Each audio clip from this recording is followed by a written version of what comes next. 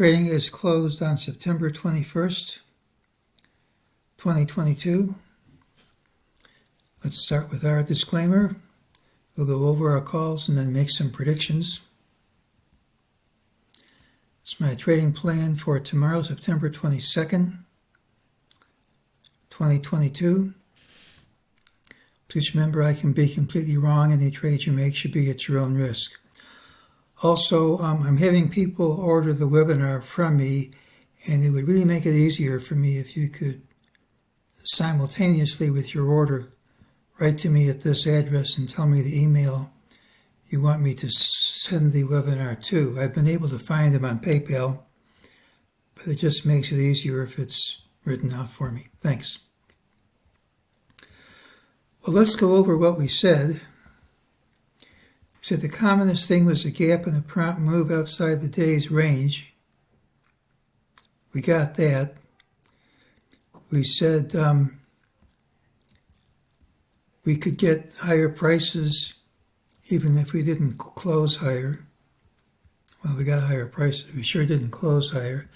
So I couldn't find a pattern which says the down leg was over, looking for around 3,700. And I also said I couldn't predict what happened with the wild swings after the FOMC meeting. Well, let's go over what usually happens after FOMC meetings. The announcement came out at 3885.70. Typically, the first move tells you the direction of the next major move of the market, and that was down. So the next major move of the market should be down. The catch is almost always you get a three-leg whipsaw first. Leg 1, leg 2, and leg 3. Each leg typically goes further away from the point of the announcement than the previous leg. So if that works, this leg up is too short. I'm not going to claim it works every time, it just works often. If it works here, we're close to 100 handles under the point of the announcement. Hard as it is to believe, if it works, we'll trade about 100 handles over this price and be near 4,000. That really seems like quite a stretch to me, to be perfectly honest, but that's what the signal says. I mean, signals can fail, but that's the rule. During the day, MEJT said ultimately higher price it would print. We got that. We got more later. Usually before the FOMC announcement, almost always you get a signal from MEJT that both higher and lower prices are going to print, and that any move in the next hour or so would retrace. That's what usually happens. It's very unusual to get a sell signal such as we did. We got the minimum target immediately, so this move up was called false, but nothing requires you to stop at the minimum target. Here's the weekly chart. This week isn't over.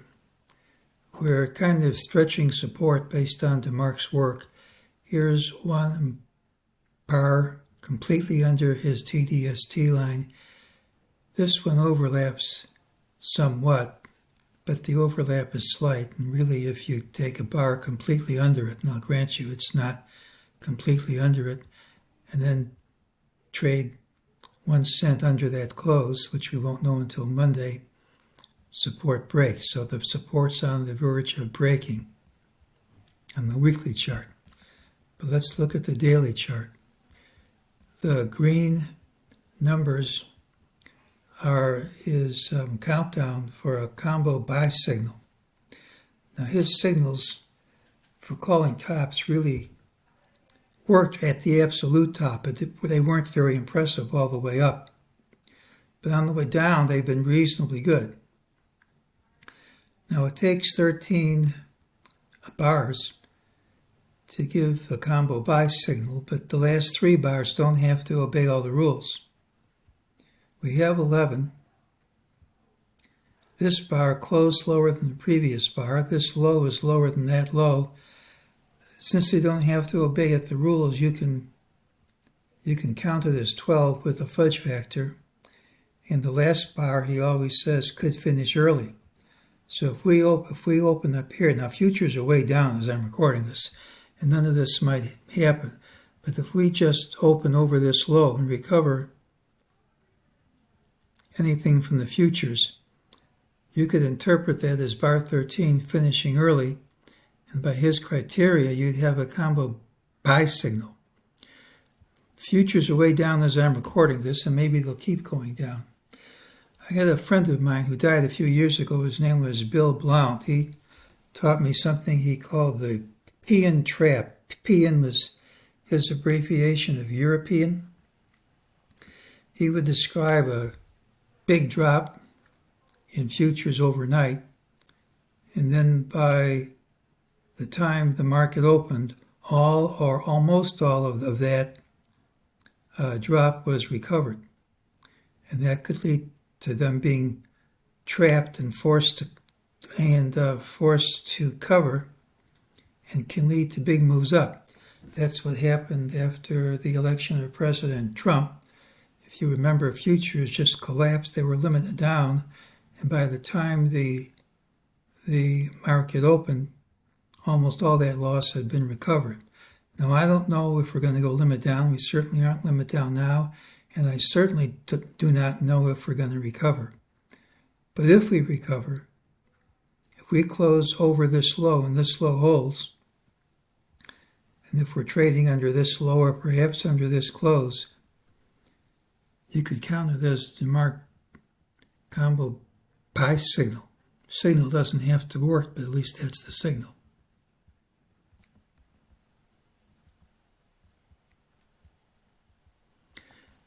We finally got a break of this trend line I've been watching. It needs to be confirmed. Confirmed means trading under today's close by 1 cent. That means if we gap up, this break doesn't count, and it's a false break. We've retraced exactly 78.6% of this rally, so there's Fibonacci support of some kind. And that's not the only support. Well, here is a daily chart I've been using. There's nothing wrong with it. It's a valid count. It tells us we're targeting 3706, but it's not the only way to count this.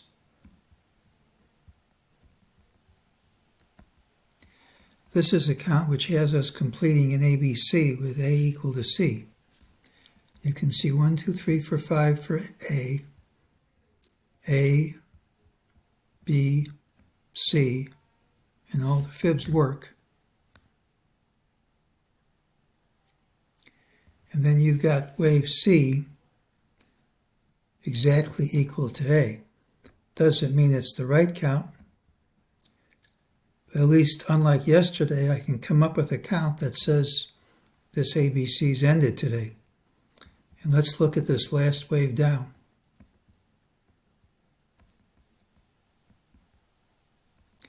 One, 2, 3, 4, and 1, 2, 3, 4, 5. Great fibs all the way around.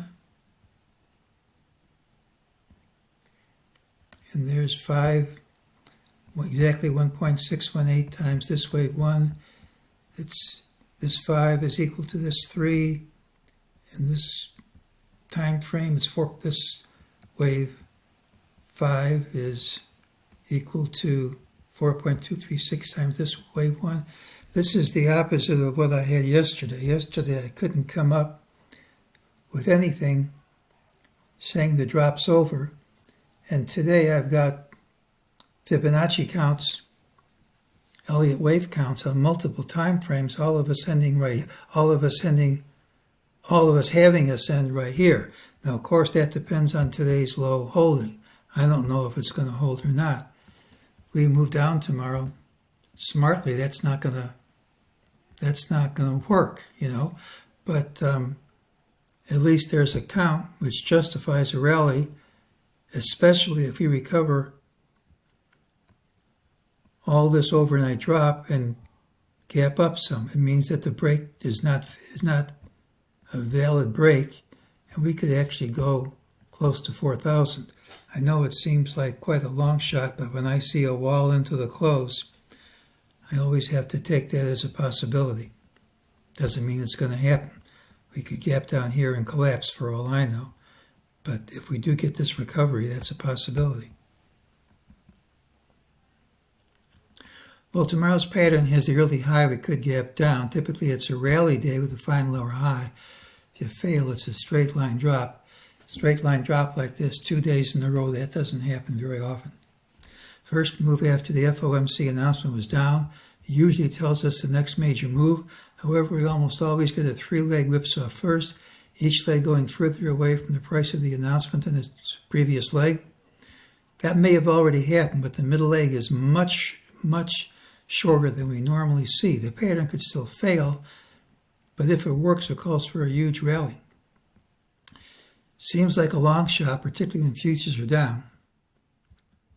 Volatility index gave a Bollinger Band reversal buy signal.